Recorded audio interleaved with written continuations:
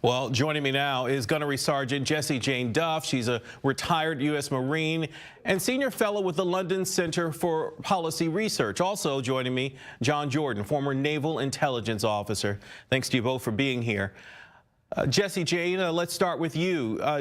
Do you think the situation in Venezuela is going to lead to military action? And is this where Maduro could have the upper hand by controlling the Venezuelan military? Well, I do believe that the people are under great threat because the military has demonstrated its loyalty to Maduro. We haven't seen any wavering in that. There were 21 military officers that tried to rebel, but exactly what we would expect would happen. The rest of the military did not follow. It is an unfounding loyalty. So this is going to be extremely difficult. And what also has happened is that the people do no longer bear arms. They have no guns to defend themselves. And Guaido is basically telling them that you must uprise, otherwise we will be under this dictatorship indefinitely, and there will be no survival for any of us. Yeah, that explains part of the reason why the protests have been largely peaceful. There are no weapons for the protesters. John Jordan, there clearly can't be a Venezuela with two leaders, with Guaido getting the backing of the U.S. and Maduro being supported by Russia. The conflict is becoming a global one, right? Well, it certainly has global implications. This situation in Venezuela is not static. It's fluid. And over the last 2 weeks, if you were to look back at headlines then and compare them to today, you'd see that Mr. Guaido is gaining the upper hand, and Mr. Maduro is certainly on a slippery slope downward. History tells us that when we look at these types of situations where there's widespread economic dislocation, widespread discontent, the party in power almost never survives. The issue here isn't the upper reaches of the military, it's the lower reaches of the military, which are more representative of the el gente, the people, and the junior officers. If the junior officers and the lieutenants, captains, and majors, they start to go sideways, then the senior officers really lost control of the military, because they're the ones that actually have direct control over the men with guns. So when you see that to start to happen, you'll know the end is in sight for Mr. Maduro. Yeah, interesting. A struggle even within the Venezuelan military. John, you know, freezing Guaido's bank accounts, restricting his travel appears to be, I mean, obviously the handiwork of Maduro working behind the scenes. U.S. Ambassador John Bolton warned Maduro and his government today against taking any more action against Guaido. But can Guaido do anything himself at this point to wrestle power from Maduro? Well, ultimately, the resolution will lay with the people of Venezuela, finding expression through the military and the government apparatus and the bureaucracy.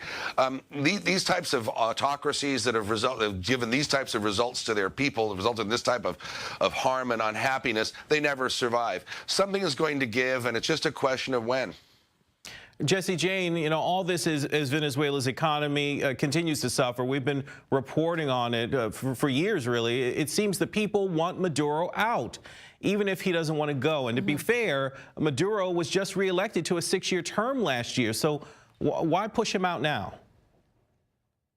Well, essentially, he did not win this election fairly, and we know that this is a dictator. This is not even socialism. This is a dictatorship, and we are talking about millions of refugees that are leaving the country. That impacts the United States. This is essentially going to become Syria in South America. We cannot have this along our borders. It's impacting the relationships with all of our South American countries. It's a threat to our national security. Essentially, we're talking about Russia and China backing Maduro. When you start having Hezbollah, Iran, Cuba, Russia, China backing Maduro, these are nasty players in the world, and we know that there must be something nefarious going on. His agenda is not pure. It is not good. The quicker he is gone, the sooner the people will be able to survive themselves and live in a prosperity and have a democracy. But Jessie, I mean, it's got to be dangerous for these protesters when we're seeing these large crowds of them pouring into the streets. Are they unafraid of what Maduro can do?